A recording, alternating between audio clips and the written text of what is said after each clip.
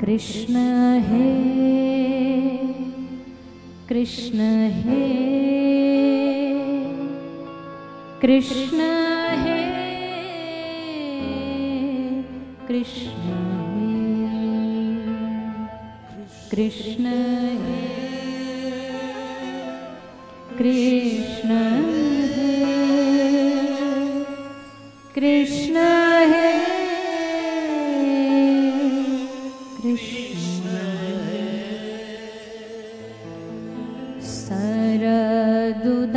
सरदुदासये साधुजात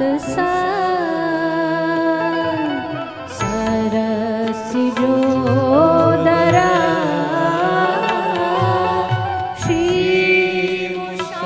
श्रीमुषादृशा सुरतनाथ ते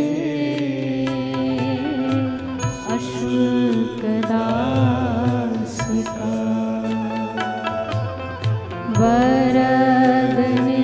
वरदनिघ्नतो नेह किं वधा कृष्ण हे कृष्ण हे कृष्ण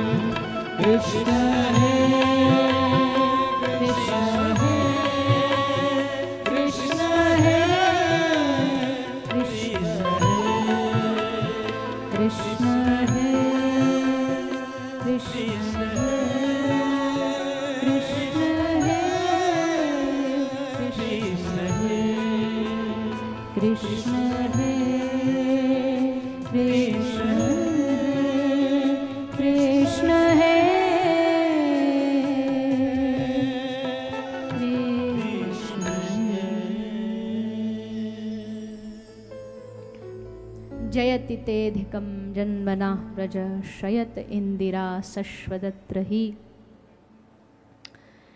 कहाँ कहाँ नहीं ढूंढा गोपी ने श्री कृष्ण को, ढूंढते ढूंढते लाली देखन मैं गई, मैं भी है गई लाल। कृष्ण को ढूंढते ढूंढते कृष्ण बन गई। एक गोपी बोली, लो ब्रजवासियों, मैंने गिरिराज जी उठा लिया, आ जाओ सवरे नीचे आ जाओ। प्रेम में एक ऐसी स्थिति आती है कि व्यक्ति जिसको ज्ञान मार्गी कहते हैं ना, अहम ब्रह्मास्मि, प्रेम में भी वो स्थिति आती है जहां वो कहता है कि मैं ही कृष्ण हूं। कोई गोपी अपने आप को गिरधर समझ रही है, कोई कालिया का मर्दन कर रही है, न जाने क्या क्या लीलाएं कर रही है। गोपी कहती है, हे नाथ, सुरत नाथ ते अशुल्क दासिका, मैं आपकी दासी हूं। कैसी दासी हूं? बोले दुनिया में हर दास शुल्क तो लेता ही है, कोई नौकरी करता है फ्री में थोड़ी करता है। गोपी कहती है, हम बेमोल की दासी हैं, बिना मोल के बिक गई तुम्हारी सूरत पे, और तुमने हमको मारा। अभी थोड़ी देर पहले तुम कह रहे थे अधर्म धर्म। गोपी कहती है, अगर आज तुम ना आए तो ये सारी गोपी प्राण त्याग देंगी, ये वृंदावन की धरती शवों से भर जाएगी और हमारी हत्या का पाप हे कृष्ण तुझे लगेगा। अब कृष्ण को डरा रही है उल्टा पाप से। भगवत गीता कह रही है कृष्ण पाप और कृष्ण कह रहे मैं पाप और पुण्य से परे हूं, पर गोपी कह रही है तुमको पाप लगेगा। क्यों? नेह किम वधा, तुमने हमको मारा, तुमने हमारी हत्या करी। किसी ने पूछा गोपी क्यों झूठ बोल रही है, कहां मारा, कहां मारा कृष्ण ने बता। गोपी कहती, भैया बंदूक से मारना मारना नहीं होता, तलवार से मारना मारना नहीं होता, इस श्याम सुंदर की आंखों से इसने हमें मारा है, नेत्रों से मारा है। ऐसे तीखे कटारे नैन हैं इसके। श्री जयदेव जी कहते हैं गीत गोविंद में, धनुर्पांग तरंगी तानी, जैसे धनुष होता है ना वैसे तो भौएं हैं, और जब ये श्याम सुंदर पलक गिराते हैं तो लगता है कि बाण चढ़ा, प्रत्यंचा चढ़ी, और जैसे पलक उठाई तो बाण निकला और सीधा भक्त के हृदय में जाके घायल कर देता। नेह किम बधा, आंख से मारना भी तो मारना। बहुत सुंदर सुंदर भाव गोपी ने सुन श्लोक में गाए। यत्ते सुजात चरणाम बुरहम स्तनेषु, भीता स्नेह प्रिय दधिमहि कर्कशेषु, तेनाटवी मत्सि तद्व्यथते न किंस्मित्, कुरुपादिभिर्भ्रमति धीर भवदायुषाम्ना, इति गोप्यः प्रगायन्त्य प्रलपन्तश्च चित्रधारुरुदुः सुस्वरम राजन कृष्ण दर्शन लालसा। भागवत कहती है 19 श्लोक में गोपी ने बोल बोल किया, बोला। 19 के बाद शांत हो गई, अब कुछ बचा नहीं, वाणी बची नहीं, अब तो रुरुदुः सुस्वरम राजन, बस रो रही हैं, आंख में आंसू और हृदय में पुकार। ठाकुर जी को पुकारा भाव से गोपी ने, और जैसे भगवान को पुकारा तो तासाम आविर्वुच्छौरी स्मयमान मुखाम्बुज, पीतांबर दरश्रगवी साक्षान मन्मथ मन्मथ। पीतांबरधारी श्री कृष्ण गोपियों के मध्य में प्रकट हो गए। बोलिए रास बिहारी भगवान की। अब ज्यादा तड़पाना ठीक नहीं इन गोपियों को, सो सोच के ठाकुर जी प्रकट हो गए। जानते नेक देर लगा दी, ये सारी प्राण त्याग देंगी, सबरी यहाँ प्राणों को निछावर कर देंगी। सो सही बात है, फिर हमें भजेगा कौन? सब कंठी माला झोली माला लेके जमुना जी में बहा देंगे। बोले भैया इनके प्रेम में देखो मरना पड़ता है। तो भगवान ने तुरंत बात को संभाला, और वैसे भी गोपी में जो अभिमान रूपी जो कलमश आया वो आंसुओं से धुल के बह गया। अब गोपी शुद्ध हो गई, बुद्ध हो गई, और तब ठाकुर जी प्रकट हो करके गोपियों को महारास का आनंद दिलाते हैं। कैसा रास, कैसा रास? होए सो रास रचो वृंदावन, है रही पायल की झनकार। ऐसो रास रचो आगे कन्हैया जी कूद पड़े। है रही पायल की झनकार।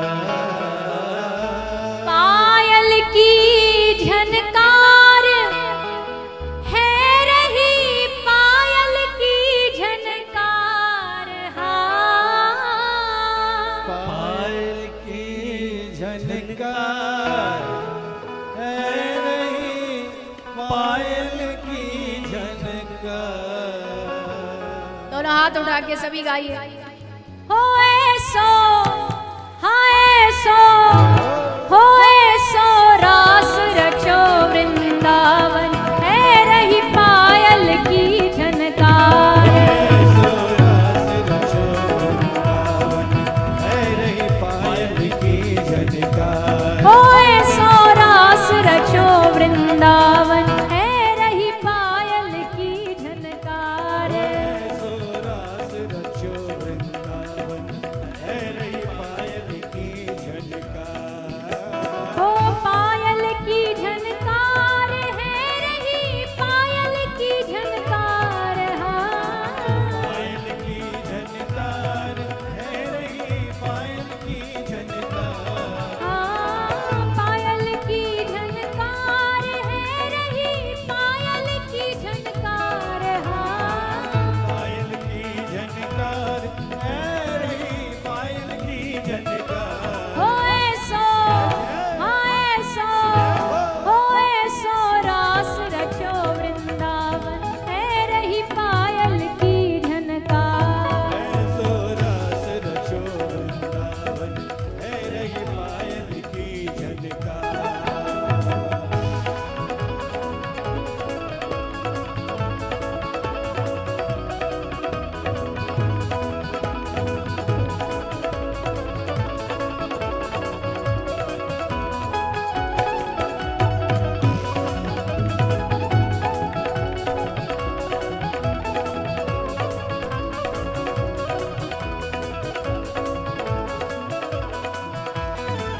और हाथ उठा के सभी भाव से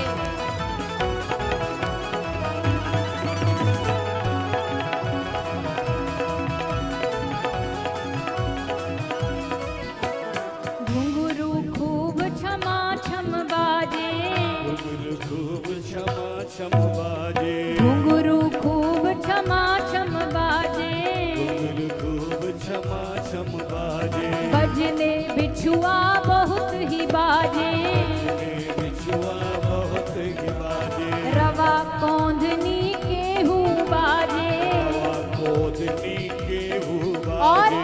अंग अंग में कहना बाजे चूड़ियन की झनकार। हाँ एक में कहना बाजे चुड़ियन की झनकार। हो ऐसो, हाँ ऐसो, हो ऐसो रास रचो वृंदावन, है रही पायल की झनकार। ऐसो रास रचो वृंदावन, है रही पायल की झनकार। हो ऐसो रास रचो वृंदावन, है रही पायल की झनकार। ऐसो रास रचो वृंदावन, है रही पायल की झनकार।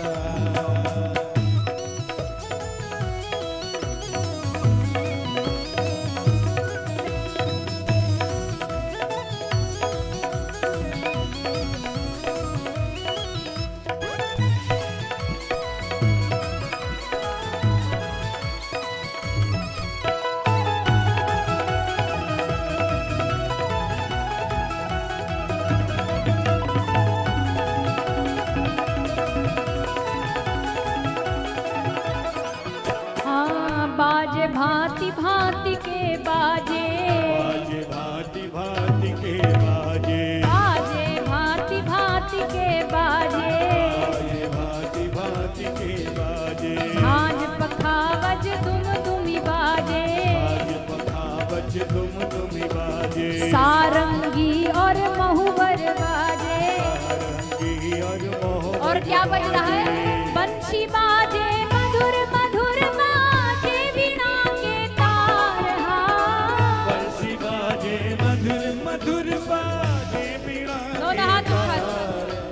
ओ बंशी बाजे मधुर मधुर बाजे वीणा के तार। हाँ बंसी बाजे मधुर मधुर बाजे बीड़ा के तार। हो ऐसो, हाँ ऐसो, हो ऐसो रास रचो वृंदावन, है रही पायल की झनकार। ऐसो रास रचो वृंदावन, है रही पायल की झनकार।